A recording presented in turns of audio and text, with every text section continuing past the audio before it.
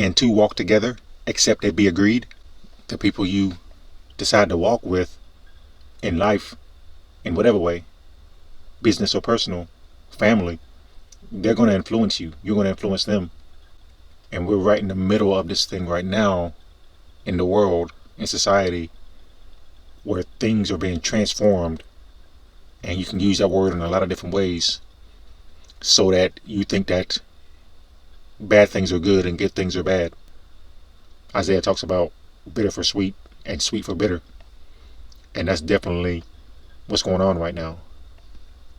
And sometimes it's hard to believe that people can be so deceived and tricked by what people who are following the devil, sometimes openly following the devil, what they're telling us to believe and do and how to act.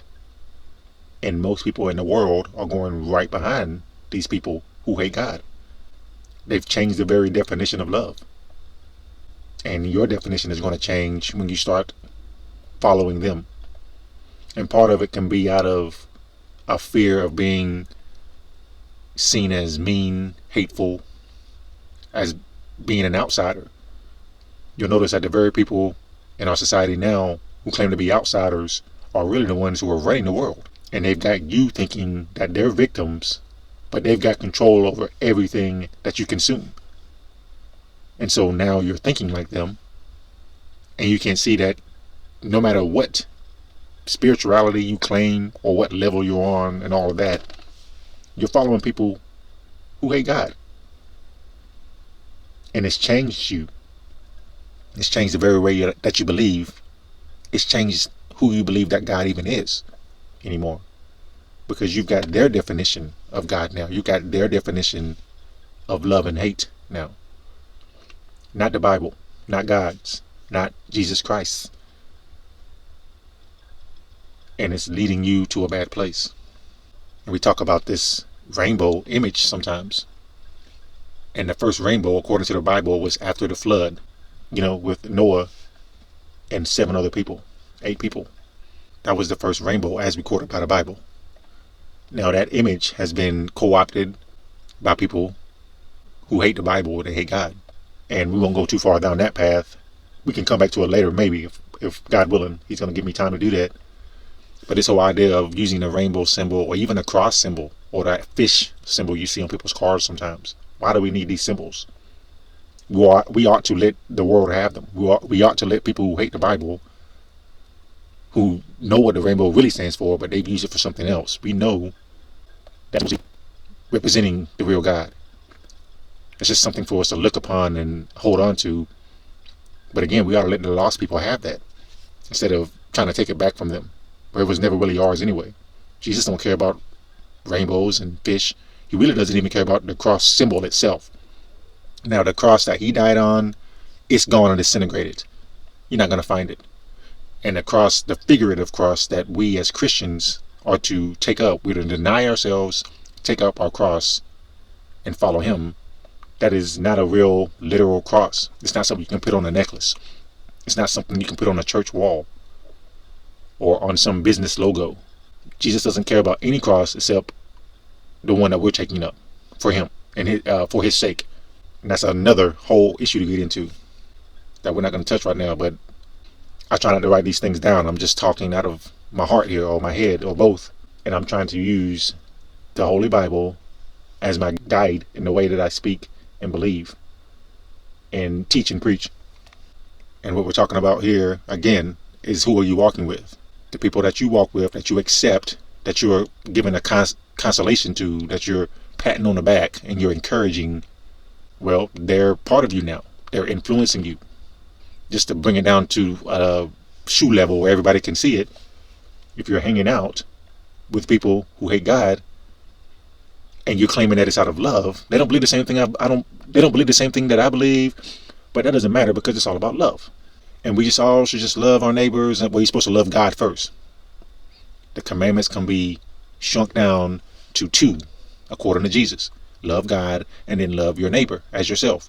Well, you notice love God comes first there. You can't love your neighbor most effectively, unless you love God first. And if you love God, you don't like the devil. You don't like evil stuff. You don't like darkness. You don't like wickedness. And you're not going to walk with people who like those things. So even that neighbor that you're loving as yourself, you've got to be able to tell him the truth. And even if you can't tell him the truth in a way that he's going to be able to hear, you've got to act it out. You've got to, and at the end of it, you got to get away from that person. You're not going to be walking with him because you don't agree on who God is. You don't agree on what love is. And you're not going to swallow everything that comes across your eyes in all the media.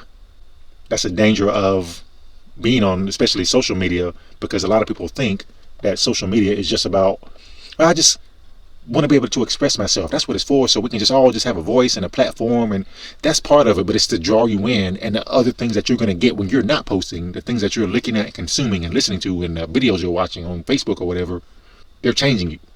It's a way to program the way you're thinking.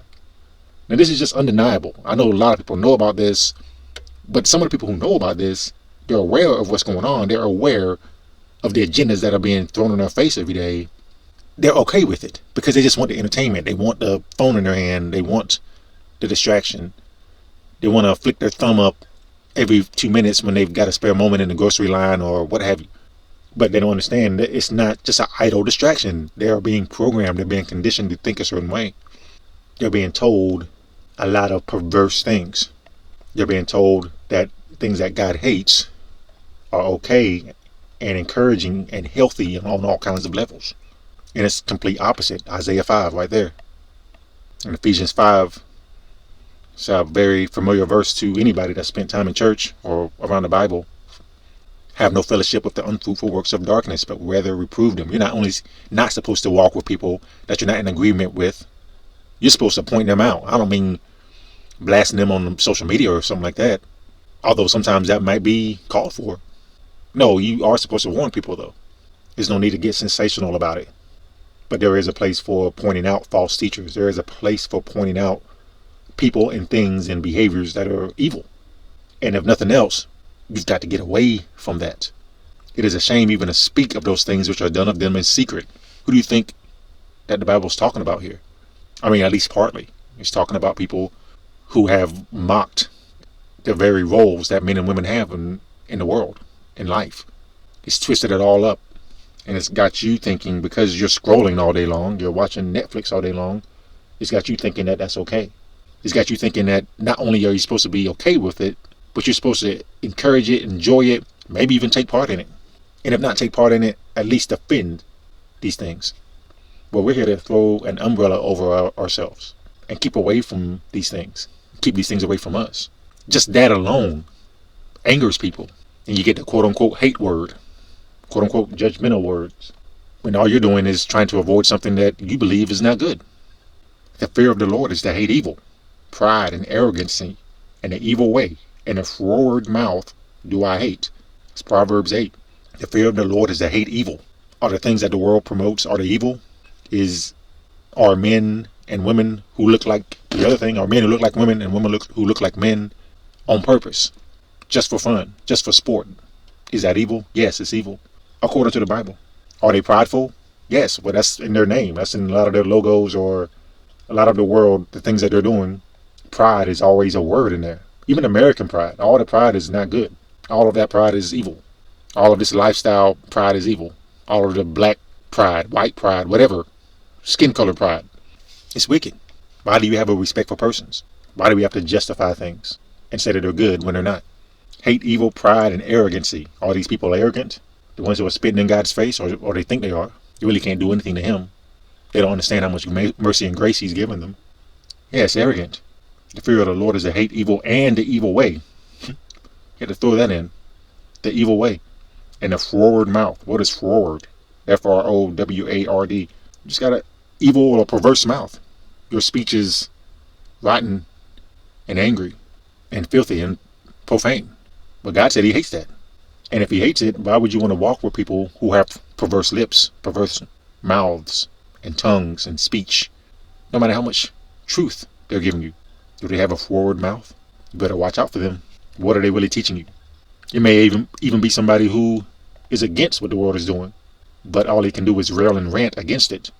That kind of person never sees his own sin, only other people's. He has no mercy, no grace for anyone except people who agree with him. You want to walk with people like that? That kind of person is not much better than those who pervert what God said a man and a woman should be. They're against the LGBT, and rightfully so, but the unloving way, the hateful way, even, that they talk about people, they're not really better. No, there's a balance there. I can be against something that's evil. I can be against wickedness. I can be against perversion and not speak or be like what I hate, what I'm against. You say you hate that? Yes, I do hate it because God hates it. Does that mean I hate people? Does that mean I hate gay people? Somebody asked me that because they heard some of the things that I say on these messages or that I've written over years and years. That's too simplistic a question. A better question is, do I hate evil? And the answer is yes, because God hates evil. I want to be like him. But God is love as well. He can be all love and hate something at the same time. Now, we can't really pull that off, but that's my goal to try. And my goal is not to walk with people who hate God, because we're definitely not in agreement now. If you hate him, God is walking uprightly. He that walketh uprightly walketh surely, but he that perverteth his ways shall be known. But right now in 2020, the quote-unquote clear vision year, as I heard a lot of ministries mark this year before it began, well, now we can see a lot of things clearly. I see a lot of things clearly about people that I never thought I'd see. Ways of acting and believing are crystal clear. They're known. A lot of the people that are in the public eye that I might have liked once upon a time, well, I can't like them anymore. I can't follow them anymore. Their ways are known now, but some people still can't see it. And they're going to keep walking with the perverts. They're going to keep walking with people who do nothing but mock the Lord Jesus Christ. That's all they know how to do. No matter what else they're talking about, they've got to come back. They've got to come back to it. And my prayer is that anybody listening to this, hatred does stir up strife, but love covereth all sins. Real love is the truth. And real love does hurt sometimes. And real love is better than the world's love.